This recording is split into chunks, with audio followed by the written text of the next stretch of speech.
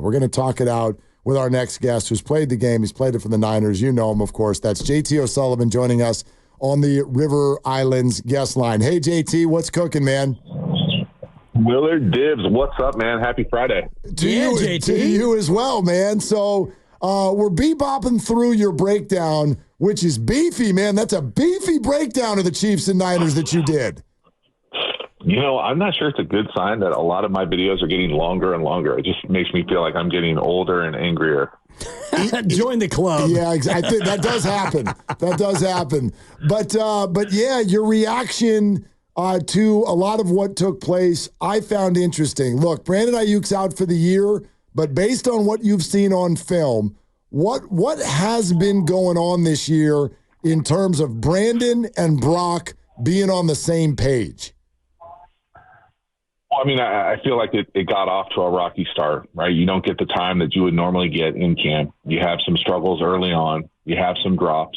You know, you're missing a handful of the Avengers. It never feels like you quite got the entire cast there. So it just felt like there were always maybe some spots in the past that were kind of able to overcome because of personnel. Those blind spots now become a little bit more exposed, a little bit more obvious when, there aren't quite as many weapons and things aren't going quite as clean as they have been kind of on schedule in the past few years. And so certain things that I think have been issues over the last few years are now just more aware more often because they're, playing from behind, having to drop back and throw it, having to get exposed, having to get away from things that have been great in the past are just a little bit tougher now. And how much of that having different personnel affects the quarterback's timing? And I'm thinking about the second interception to Ronnie Bell where they clearly weren't on the same page. As a quarterback, does that make you a little bit more tentative when you don't have your usual guys out there? Hell yeah. Yeah, I mean, especially when your usual guys are really, really good. And so, yeah, absolutely. It's going to, just the overall feel from being in the huddle when you've got a handful of Pro Bowlers, all-pro, elite guys in the huddle to now all of a sudden you're missing a few pieces. Now the course of the game, you're missing even more pieces. Now you've got to deal with an injury in real time. And so those things get magnified, compound, and, the output is usually a performance like that where there are throws where you're like, there's no way we're missing that throw by that many yards. There's obviously some sort of disconnect between communication, expectation, attention to detail, all of the above. JT O'Sullivan with us, Willard and Dibs. Few times you noted, JT, that Brock Purdy's footwork looked off. A, could you explain that to our audience? And B, is that something that you see often with him or just in this game? No, I personally would say that I really like Brock's footwork. And what I mean by that to me is his consistency of his lower half, his base, his ability to get the ball off quickly, play on time, on rhythm. There's very little wasted movement. It felt like things felt a little bit sped up for him. He's had a little bit more what I would consider wasted movement where our feet quite aren't where they're supposed to be. Now, maybe, and some of that is certainly due to pressure and or hots or protections, and that's a whole different conversation probably. But the idea of just being comfortable and being decisive, I think that was one of the things that was so really remarkable about Brock's kind of insurgence into this offense. He's always looked comfortable in the system. And then when you see it not look like that, you've got to start peeling back the kind of the layers and say, well, how did we get here? Obviously, we've got some personnel issues. Obviously, things are a little bit different when we aren't relying on the best running back in the game. We don't have that dynamic play pass tethered to that run game. We can't formation and motion people. We've got to drop back and throw it. Are we built to do that pass pro wise? Are we built to do that scheme wise? All those questions now start to kind of compound, and now you look a little bit more unsettled. You mentioned hots and pressures, and it seems like they're not going to as many hots, and it feels like there's more pressure than ever. Are you looking at the scheme and seeing them maybe being too married to downfield throws as opposed to previous years? I don't know if I would say it to that. I would say this past week, it felt like Brock was a little bit more aggressive down the field than maybe he has been in the past. And what I mean by that is it's easy to nitpick on the film. When you take a shot, you don't hit it, and there's somebody else open underneath. And so that's one of those things where maybe that was the plan. Maybe they knew they needed to push the ball down the field that week. There can be any number of different reasons why you would do that. I think the thing for me that is that has always been a concern with this unit is they are so elite, so good at so many things offensively, scheme-wise, specifically run game, play action, that intermediate in-breaker route that he can throw with anticipation and timing. When you can't do that, so now we have to throw it. Now we're down. It's always been the question, can we come back? Can we do that consistently in the drop back game and rely on him to make all the throws, to get the ball out, that for the drop back game to have the answers that, quite frankly, you see many other places have that maybe major in it when the 49ers probably minor in it. JT, when Kyle Shanahan in recent years has been 3-4 or 3-5, he's been really good at making an adjustment midseason and getting things going the other way. What adjustment do you think he needs to make right now? Well, I mean, the adjustment that's going to help a lot is when Christian McCaffrey comes back. Sure. I mean, that's going to make me feel a hell of a lot better. And it's one of those things where, and I always joke like Captain Obvious, you need your best players to play at a high level, and that's what it's for. If we're taking more of the scheme-centric, play calling element of it, I don't know if there's a way. I don't think there's any evidence to think that he is going to necessarily change or really. I don't want to say shouldn't. I think that there has been evidence in the past that a more adaptive approach at the line of scrimmage, whether that's how the quarterback reads it, so what I would consider like a pure progression-centric offense, which I would say that they have in the passing game, versus an option where you can go up there and based on the coverage, you can dictate where the ball goes. And a little bit more flexibility at the line of scrimmage. And I think Brock has earned this opportunity to be able to have a little bit more latitude to feel like he's protected. Because when you turn on the film and there's a disconnect between the pass pro unit and where it looks like Brock's eyes are and where his hot or side adjust throws are, there's a disconnect there. I think those are things that there's way too many smart people on that side of the ball in that organization to have that on film. And so I feel like those are the types of things that you would be surprised if they don't get fixed. But I would have said that 3 years ago, too. And so they haven't been fixed. And to me, it's just how they play offense.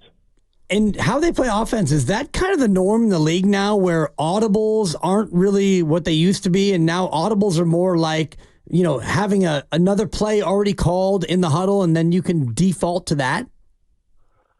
I mean, I probably think, some of this is like a semantics conversation with the audibles thing. Right. Like, I don't think that there has ever been a quarterback that just has the latitude to go anywhere they want in the volume of an offense to call whatever they want. Like, people might want to cite like Peyton Manning and all the craziness he did at the line of scrimmage. But even then, I would bet that there was a menu of things. Like, guys just don't have the capacity to hold a menu, like a Cheesecake Factory menu of plays and be like, I'm going to get to it with this look on the line of scrimmage. It just doesn't work that way. And so I think that there are different ways that football has adjusted for the quarterback and the pass protection unit to be able to make real-time changes at the line of scrimmage as far as declarations, who we're going to, where we're hot, that it just looks like this offense hasn't. And so I think that they absolutely could, but it's one of those things for whatever reason they haven't. And when you look across the landscape of the league, you see a lot of quarterbacks at the line of scrimmage. It sure looks like they're redeclaring the protection. You see guys like Caleb Williams. It's not a totally different system that he's running in Chicago. Caleb's a rookie. Caleb sure looks like he's declaring the protections for the line. And so it's one of those things where Brock doesn't have to do it all the time. And I don't think anybody in that building wants him with that kind of responsibility at the line of scrimmage. The offense is very good operating as it is, but on crucial down and distance, and got to have it moments for him to have the flexibility, the command, and the capacity to do it. Feels like you're not operating at the max capacity of the offense if you're not allowing him to grow into that. JT O'Sullivan is with us here on Willard and Dibs 95.7 The Game. JT, you've mentioned McCaffrey a couple times, and fans get it, right? Obviously, he's great. But Jordan Mason has done so many good things that I do think there have been games where people are like, no, it's fine. Can you sort of detail what the difference is in terms of what's at Kyle Shanahan's disposal with Christian in there instead of Mason? Well, I mean, I would say Christian is one of the best offensive weapons in the league. Like, he literally is a great running back, tailback in the backfield, but he also has the capacity to pass protect. He's also got the capacity to spread out and run an entire NFL wide receiver route tree. They run choices and options to him all the time. He's got the ability to run double moves down the field.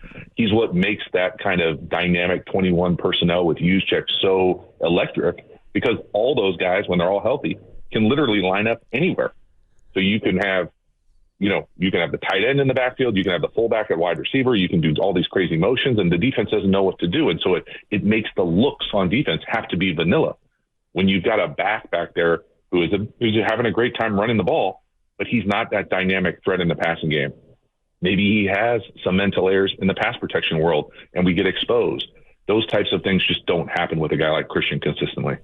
And does this also affect the offense when you put in Ricky Pearsall, who's just played one game, and Jacob Cowing may have to play more this week? Does that limit what Kyle can do, knowing that he's got inexperienced wide receivers out there who maybe don't know all the nuances of his offense?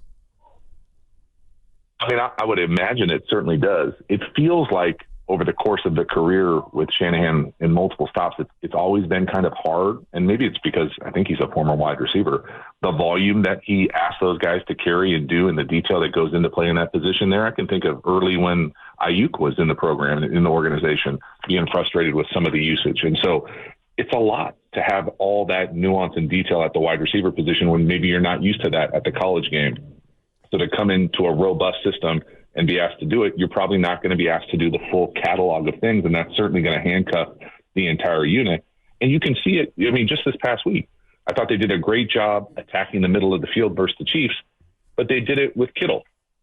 There just weren't that many opportunities. The opportunities for the younger guys, they turned into, a disaster interception. They turned into looking like, we're not quite ready for the ball on certain crossers over the middle of the field. It just looked totally disconnected from when we have, Ayuk out there who's running at full speed, and they've had the full camp together and they're locked in, and this unit is rolling the ball in the run game. It just looked and feels totally different. Yeah, JT, you said that, it's clearly one of Brock Purdy's worst performances, but that he also didn't get a lot of help. What did you mean by that? Offensive line, receivers not getting open? What did you see? Well, I think early in the game, Ayuk had a drop on a corner. That was a perfectly thrown ball. You hit a big chunk like that, all of a sudden you've got some momentum going. I feel like there were certainly issues with the pass protection where he's getting hit. There was one play action shot where they've got the guard and the tight end falling over each other. And so things like that, you're not getting any help. You've got to, if you're not operating at full capacity with your talent on the perimeter, you need everybody else to be able to not necessarily step up, but just be consistent in their job, their role, counted on. You can't have a different air at a different spot every other play. That's going to make the whole unit look like it's a dumpster fire. And that's kind of what it felt like when you look at the entirety of the game. Yeah, and it was a bit of a struggle, especially, early on where they went 3 and out a couple of times, and then Brock threw that first pick. I want to go back to that third interception he threw when they got down to the 5-yard line. What did you see in that interception where he was pressured and he threw it into what felt like triple coverage? Yeah, I don't know if there is a good excuse there for me to kind of lay out for Purdy to make sense of that. I'm not sure what he said about the play. I would imagine it's one of those things where in a situation like that, you'd rather just eat it and have the sack. It's a kind of a counterintuitive thing, actually, in the tight red zone, because the tight red zone, meaning like the 10 and in, it's really not the end of the world to take a sack there, because the field goal for these guys nowadays is so easy at that chip shot type of range. You really don't want to put the ball in harm's way. So just feeling like, and again, there were many examples of this, but feeling like he just forced it and was not necessarily out of character or aggressive, because I think he's been aggressive in the past and been able to make plays and extend. I think it's one of those things where it just felt so forced all day a couple times, and that was just another example of it, and it just was way too much. In that moment, you don't give yourself a chance.